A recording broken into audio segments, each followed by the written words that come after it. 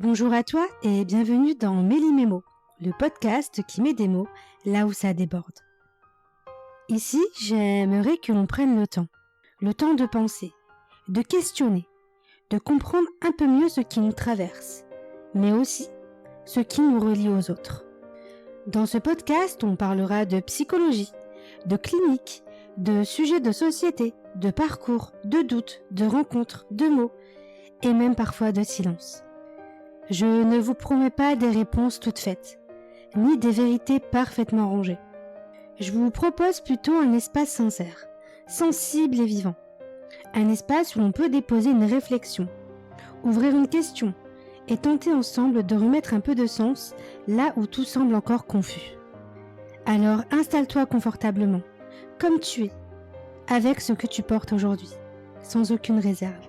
Et le temps de cet épisode, essayons simplement d'écouter autrement, de penser avec nuance et peut-être en chemin de nous retrouver un peu.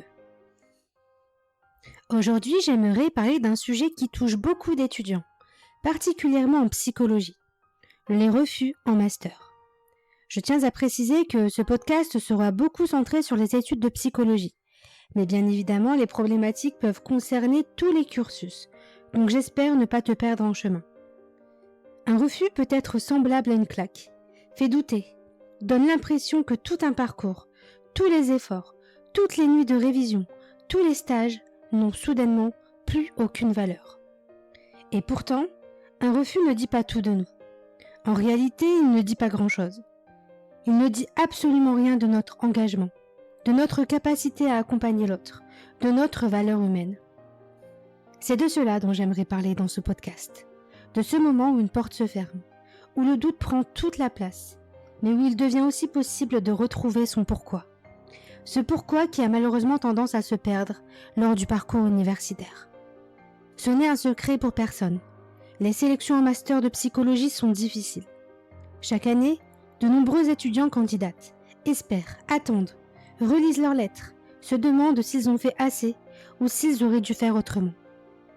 Et puis parfois, malgré le travail fourni, malgré l'investissement, les stages et la motivation, la réponse tombe. Refusée. Une réponse courte, froide, administrative, mais une réponse qui peut venir toucher quelque chose de très profond. Parce que derrière une candidature, il n'y a pas seulement un dossier. Il y a une personne, un parcours, des sacrifices. Il y a de l'espoir. Et pourtant, tout cela doit souvent tenir dans quelques lignes, quelques mots, quelques expériences, quelques critères. C'est peut-être cela qui rend le refus si difficile à encaisser. Ce n'est pas seulement la porte qui se ferme, c'est l'impression que tout ce que l'on est a été résumé, réduit, évalué trop vite. Alors bien sûr, il faut rappeler que les jurys travaillent dans un système qui est lui-même sous tension. Les places sont limitées, les candidatures nombreuses, les contraintes fortes. Il ne s'agit pas forcément de désigner des coupables. Mais cela n'empêche pas la douleur d'exister. Et à toi, qui as peut-être reçu un refus, j'aimerais te dire quelque chose. Ta peine est légitime. Tu as le droit d'être déçu. Tu as le droit d'être en colère, d'être triste. Tu as le droit d'avoir besoin de temps. Il n'y a pas de bonne manière de vivre un refus. Certains pleurent, certains se ferment, certains prétendent que tout va bien, certains repartent immédiatement dans l'action, d'autres ont simplement besoin de temps. Aucune réaction n'est honteuse. Un refus peut faire mal, parce qu'il vient toucher un rêve, un projet, une identité en construction. Quand on veut devenir psychologue, on ne parle pas seulement d'un diplôme. On parle souvent d'un engagement profond, d'une manière de regarder le monde, d'un désir d'écouter, de comprendre, d'accompagner.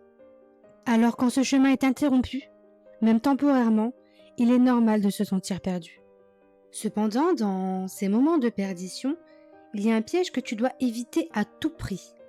Celui de penser qu'un refus te définit. Et dans ces moments-là, tu peux te laisser dépasser par des pensées parasites. Et même te dire que tu n'es peut-être pas assez bon, que tu n'as pas ta place, et que tu n'y arriveras jamais. Et ces pensées envahissantes ont été les miennes. Le sont même encore quelquefois, lorsque je me laisse dépasser. Pourtant, il est essentiel de faire une distinction. Un refus parle d'une sélection, pas de notre valeur. Il parle d'un nombre de places, de critères, d'un dossier évalué à un moment précis. Il parle parfois d'une concurrence très forte, mais il ne résume pas une personne entière. Et en réalité, rien ne le peut. Tu n'es pas une réponse Parcoursup. Tu n'es pas une notification Mon Master. Tu n'es pas une moyenne. Tu n'es pas une lettre de refus. Cependant, tu es tes efforts, tes progrès, tes stages, tes lectures, tes rencontres, tes questionnements, ton savoir-être, ta persévérance. Et tout cela ne disparaît pas parce qu'une institution n'a pas pu ou pas voulu t'accorder une place cette année. Il faut parfois beaucoup de temps pour le comprendre. Parce que lorsque l'on donne énormément à un projet, le refus peut donner l'impression que tout s'écroule. Mais ce qui s'écroule, ce n'est pas forcément le projet lui-même. C'est parfois l'image que l'on s'était construite de la réussite. On pensait que réussir, c'était avancer sans détour, être accepté tout de suite, ne jamais douter, ne jamais tomber, ne jamais devoir recommencer. Mais beaucoup de parcours se construisent autrement, avec des pauses, des détours, des années qui ne ressemblent pas à ce qu'on avait prévu. Et cela ne rend pas ces parcours moins beaux, ni moins légitimes. Maintenant, je vais me permettre de faire une légère digression qui, néanmoins, je l'espère, prendra sens pour toi.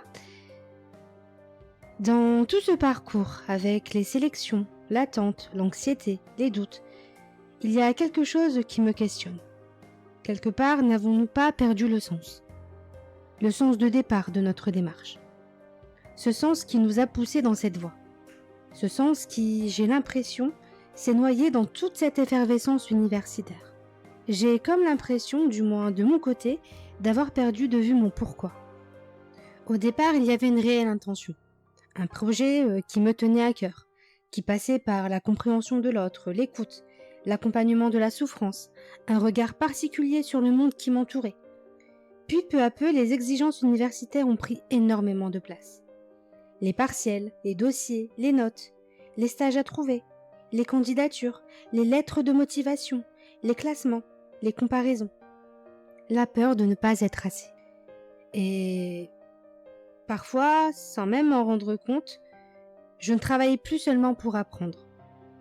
Je travaillais pour prouver que je méritais, prouver que j'étais capable, prouver que j'avais ma place, prouver que mon chemin n'avait pas été vain. Dans le fond, c'est humain, mais c'est épuisant.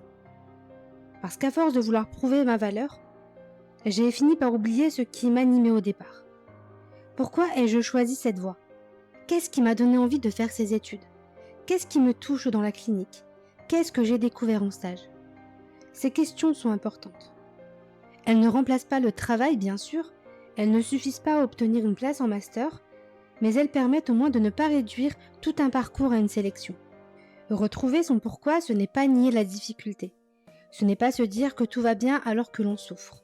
Ce n'est pas transformer un refus en jolie phrase tout de suite. Retrouver son pourquoi, c'est essayer de se rappeler que le sens existe encore, même lorsque le résultat n'est pas celui qu'on espérait. Alors, à toi qui n'as pas été accepté cette année, j'aimerais te dire quelque chose. Tu n'es pas seul. Je sais que cela peut sembler banal. On entend souvent cette phrase, mais elle est importante. Tu n'es pas seul à avoir douté. Tu n'es pas seul à avoir pleuré devant un résultat. Tu n'es pas seul à avoir eu honte, alors même que tu n'avais rien fait de honteux. Tu n'es pas seul à te demander comment annoncer la nouvelle autour de toi. Tu n'es pas seul à craindre le regard des autres. Le refus en master peut être vécu comme un échec intime, alors qu'il s'agit aussi d'un problème collectif. Il y a trop peu de place, trop peu de moyens, trop d'étudiants laissés dans l'attente, trop de parcours suspendus, trop de jeunes adultes qui se retrouvent à devoir réorganiser leur avenir en quelques semaines. Alors non, ce n'est pas simplement une question de motivation individuelle. Bien sûr, il faut continuer à travailler. Bien sûr, il faut améliorer son dossier quand c'est possible. Bien sûr, il faut relire ses lettres, préciser son projet, enrichir ses expériences, demander des conseils. Mais il faut aussi arrêter de faire porter toute la responsabilité aux étudiants. Un refus n'est pas toujours le signe que tu n'as pas assez fait. Parfois, tu as fait beaucoup. Parfois, tu as fait du mieux que tu pouvais avec ce que tu avais. Et parfois, malgré cela, la place n'a pas été donnée. Ça fait mal, mais cela ne te rend pas illégitime. Et la question que l'on se pose après un refus, c'est « Et maintenant, que faire ?» Et à vrai dire, il n'y a pas réellement de réponse. Chacun avance avec ses possibilités, ses ressources, sa fatigue, ses contraintes financières, personnelles et universitaires. Mais peut-être qu'avant de repartir immédiatement dans l'action, il peut être intéressant de s'autoriser un temps de pause. Pas pour abandonner, pas pour renoncer, mais pour respirer. Relire son parcours avec un peu plus de douceur, identifier ce qui a été construit, voir ce qui peut être renforcé, demander des retours quand c'est possible, chercher des expériences qui ont du sens, se rapprocher d'enseignants, de professionnels, d'anciens étudiants. Ne pas rester seul avec ses pensées les plus dures. Car après un refus, on peut être tenté de tout remettre en question. Mais tout n'est certainement pas à jeter. Peut-être que le projet tient encore. Peut-être qu'il doit encore être précisé. Peut-être qu'il doit être reformulé. Peut-être qu'il doit prendre un autre chemin. Ou peut-être que, tout comme toi, qu'il a besoin de temps. Il est possible de transformer cette année non pas en année perdue, mais en année de consolidation. Une année pour lire davantage, pour refaire des stages, pour travailler, pour rencontrer des professionnels, pour mieux comprendre le champ clinique qui t'attire, pour écrire un projet plus clair, pour gagner en maturité, pour prendre soin de toi aussi. Parce qu'on parle beaucoup de réussir, mais on parle moins de tenir. Tenir dans l'incertitude, dans l'attente, après une déception. Tenir quand on ne sait pas encore ce que l'avenir va donner. Et pourtant, cela aussi demande une force immense. Et même si cela ne console pas tout de suite, un refus peut parfois nous obliger à regarder autrement notre parcours.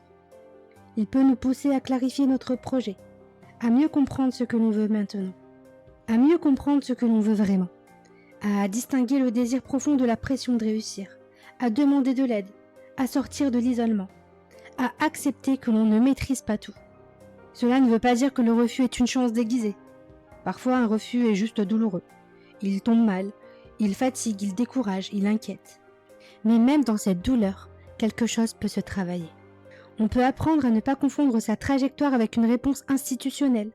On peut apprendre à se regarder avec un peu plus de justesse. On peut apprendre à demander conseil. On peut apprendre à continuer sans se brutaliser. Parce que continuer ne veut pas dire avancer comme si de rien n'était. Continuer, parfois, c'est avancer plus lentement. C'est se réajuster. C'est prendre soin de ce qui a été abîmé. C'est reconstruire un projet sans se détruire soi-même. Et le plus important à retenir dans tout ça, c'est que tu as encore ta place. Peut-être pas à l'endroit où tu l'espérais cette année. Peut-être pas au moment prévu. Peut-être pas par le chemin que tu avais imaginé. Mais cela ne veut pas dire que ton parcours est terminé. Tu as le droit de recommencer. Tu as le droit de réessayer. Tu as le droit de faire une pause. Tu as le droit de changer de stratégie. De douter sans abandonner. Le droit d'être triste sans être vaincu. Un refus n'efface pas ce que tu as appris. Il n'efface pas les personnes que tu as rencontrées, les stages que tu as faits, les efforts que tu as fournis. Il n'efface pas la personne que tu es en train de devenir. Alors prends le temps qu'il faut. Entoure-toi si tu le peux. Parle-en, écris, demande des retours. Repose-toi. Puis quand tu sentiras que c'est le bon moment, reprends le fil. Pas forcément pour prouver quelque chose, pas forcément pour te venger d'un système ou d'un échec, mais pour retrouver ce qui t'anime profondément. Ton pourquoi. Ce pourquoi qui t'a fait commencer. Ce pourquoi qui t'a fait tenir et qui te fait encore tenir. Ce pourquoi qui peut-être, malgré tout, continue de murmurer quelque part que ce chemin compte encore. Et d'ailleurs, tu n'as pas besoin d'un quelconque diplôme pour pouvoir aider, pour pouvoir écouter. Bien sûr, accompagner dans un cadre professionnel demande une formation, un titre, une éthique, une responsabilité. Mais être présent pour quelqu'un, tendre une main, offrir une écoute sincère, cela commence bien avant un diplôme. Cela commence dans la manière de regarder l'autre, dans la manière de lui laisser une place, dans la manière de ne pas réduire sa souffrance à une faiblesse, ni son parcours à un échec. Alors peut-être que ce refus t'oblige à ralentir, peut-être qu'il te force à prendre un détour que tu n'as pas choisi, mais il ne t'enlève pas cette capacité précieuse, celle de rester humain, attentif, vivant. Et c'est de là que démarre ce podcast, d'une intention d'offrir un moment de douceur, de pause, dans ce quotidien bien trop rapide, questionnant. Et si ce podcast peut toucher, aider, ne serait-ce qu'une seule personne, alors j'aurai rempli ma mission. Et si cet épisode t'a parlé, si toi aussi tu traverses une période un peu floue, faite de refus, d'attente ou de remise en question, j'espère sincèrement que ces mots auront pu te faire du bien, même un peu. J'espère qu'ils auront pu te rappeler que tu n'es pas seul, que ton parcours ne se résume pas à une réponse négative. Et que, même quand tout semble vaciller, il reste possible de retrouver doucement ce qui nous anime. Sur ces paroles pleines d'espoir, je te remercie de m'avoir écouté. Et je te souhaite encore la bienvenue dans Méli-Mémo, le podcast qui met des mots là où ça déborde.